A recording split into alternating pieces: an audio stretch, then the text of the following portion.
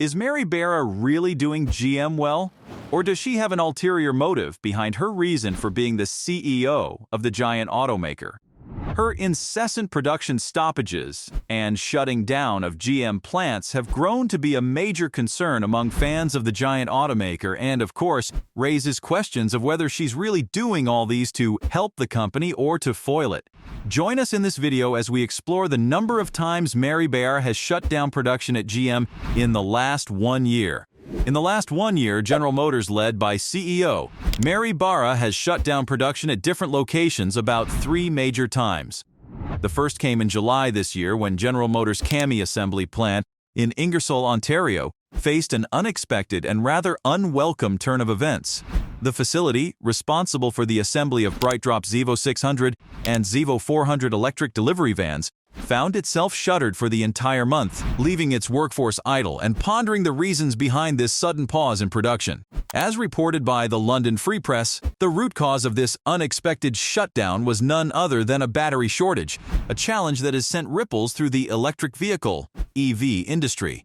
The Unifor Union, representing the workers at the plant, shared insights into this unexpected halt in operations, revealing that the Cami assembly plant heavily relies on General Motors' highly sought-after Ultium batteries to power the BrightDrop vans it manufactures.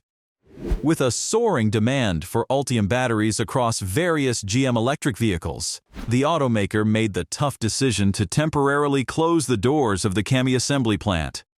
This move came despite the BrightDrop vans experiencing robust sales and an impressive order backlog. Mike Van Boekel, chairperson of Unifor Local 88, explained, "They're out at all GM plants, they need batteries, and it stems from a raw material bottleneck. Sales are through the roof, things are good, but we just don't have batteries." For Cami assembly, the situation was particularly challenging, as the plant had roughly 4 years' worth of orders to fulfill. While GM is actively working to increase battery production, the process does not happen overnight and the shortage persists. The Cami assembly plant, situated in Ingersoll, employed around 1,500 people, making it a significant employer in the region. Before the shutdown, workers were operating on rotating shifts, with 2 weeks on and 4 weeks off, in an effort to keep everyone employed. During their off time, workers receive 60% of their pay from employment insurance benefits, supplemented by a top-up. Understandably, GM's decision to close the plant for the remainder of the month did not sit well with the workforce. Van Boekel expressed the frustrations of the employees, stating, "People are frustrated. They want to work. They want to make money. Costs keep going up." Fortunately, the workforce was expected to return to their posts on July 31st, offering a glimmer of hope amid the temporary setback. General Motors is actively working to address the battery shortage challenge. Currently, Ultium batteries are produced solely at the Ultium Cells plant in Lordstown, Ohio. However, GM has ambitious plans to open a second battery production facility in Tennessee in 2024, followed by a third in Michigan in 2025.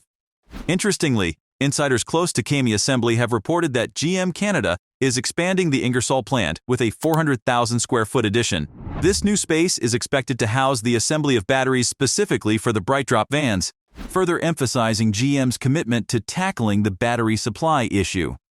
It's important to note that GM has been making significant strides in the EV market, with projections indicating sales of more than 70,000 electric vehicles this year. These sales primarily comprise the Bolt EV and EUV models, which do not feature the Ultium batteries that are currently in high demand. The global EV industry's reliance on critical metals such as lithium, cobalt, and nickel has come under the spotlight. Many of these crucial metals are sourced from overseas, with China being a prominent producer.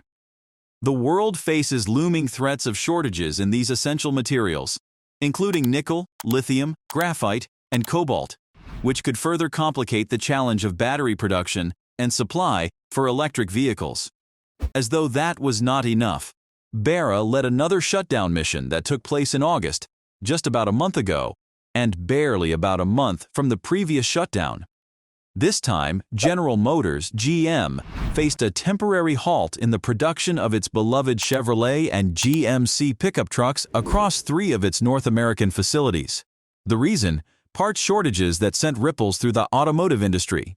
GM confirmed that the production pause affected its Fort Wayne, Indiana plant, Wentzville Assembly in Missouri, and the Silao plant in Guanajuato, Mexico. Each of these locations grappled with challenges related to the availability of critical components, leading to a necessary pause in their assembly lines. Among these plants, GM's Fort Wayne assembly plant bore the brunt of the impact. This facility, renowned for crafting the Chevrolet Silverado 1500 and GMC Sierra 1500 models, temporarily canceled production for an entire week. Kevin Kelly, a senior director at GM's corporate news relations team, explained, "We have taken actions at a few plants in relation to parts availability. We are working to limit the effect these actions will have on production volumes and inventory." Fort Wayne's production downtime, which disrupted operations for the week, was anticipated to conclude shortly after the Labor Day holiday. This pause came amid GM's announcement of a substantial $632 million investment in the Fort Wayne plant, aimed at gearing up for the production of the next generation of internal combustion engine (ICE) trucks, highlighting the plant's crucial role in GM's future endeavors. Meanwhile, the Wentzville assembly plant, which specializes in crafting the Chevrolet Colorado and Express vehicles, as well as the GMC Canyon and Savannah models, experienced a milder impact. Kevin Kelly assured that the plant's first and second shifts remained unscathed, with only the third shift of general assembly affected for the week. Like Fort Wayne, operations at Wentzville were expected to return to full swing following the Labor Day weekend. Lastly, the Silao plant in Mexico, which plays a pivotal role in the production of Chevrolet and GMC full-size pickup trucks along with propulsion systems, found itself on pause until the beginning of September. This temporary shutdown, albeit challenging, was part of GM's strategic response to the parts availability issues. These production interruptions came at a time when GM was already navigating complex union negotiations as part of its joint venture with battery maker LG Energy Solution, known as Ultium Cells. The United Auto Workers, UAW, and Ultium Cells were in discussions regarding wage agreements, and, according to the Detroit Free Press, they had reached a tentative accord on wage increases across the board. This development added another layer of complexity to GM's ongoing efforts to manage its operations effectively. In the same August, General Motors, GM, led by Mary Barra, continued its cost-cutting efforts by announcing the closure of its Arizona IT Innovation Center, affecting nearly 1,000 employees.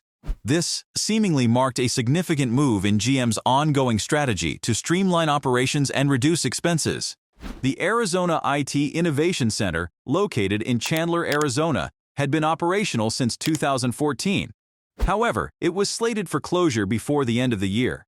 The facility encompassed a vast 17,000 square feet and employed 1,229 individuals, excluding GM Financial and Cruise employees. According to a worker adjustment and retraining notification submitted to the state of Arizona, on August 23, 936 of these employees would be impacted by the job cuts. These employees had already received notifications from the company about the elimination of their positions. GM representatives assured affected employees that they would have the opportunity to apply for other positions within the company. Additionally, GM was expected to provide outplacement support. However, the deadline for these opportunities was set for October 2023, leaving a relatively short window for employees to explore their options. Those with at least 1 year of service at GM were eligible for a severance package, as reported by Detroit Free Press. This move aligns with GM's overarching strategy to reduce costs, initially aimed at achieving a $2 billion reduction over 2 years. Now the company is intensifying its efforts, targeting a $3 billion cost reduction through 2024. Key objectives include streamlining the salaried workforce, simplifying the product lineup, cutting expenditures in sales and marketing, as well as administrative and travel costs. The journey towards cost reduction commenced with a voluntary separation program at the beginning of 2023. This program offered certain employees the opportunity to receive pay, health coverage, and various benefits for a limited period in exchange for voluntarily leaving the company. Reportedly, 5,000 employees accepted this offer. In May, GM publicly announced the termination of several hundred full-time contracts.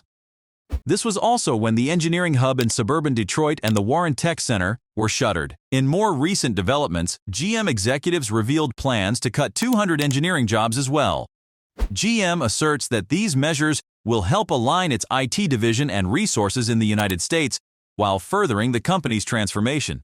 GM currently operates 3 additional IT centers in the country, located in Atlanta, Georgia, Austin, Texas, and Warren, Michigan, making the Chandler, Arizona center redundant. GM has also unveiled plans to simplify its manufacturing process, eliminating numerous trims and packages, with models in the lineup sharing more components than ever before. This strategic shift aligns with the vision outlined by GM's CEO Mary Barra during the second quarter earnings report, where she described the approach as winning with simplicity. In the ever-evolving landscape of the automotive industry, even a momentary production pause can have a far-reaching impact, and this wasn't different in the case of GM. What do you think of Barra's often production stoppages? Let us know down in the comments section.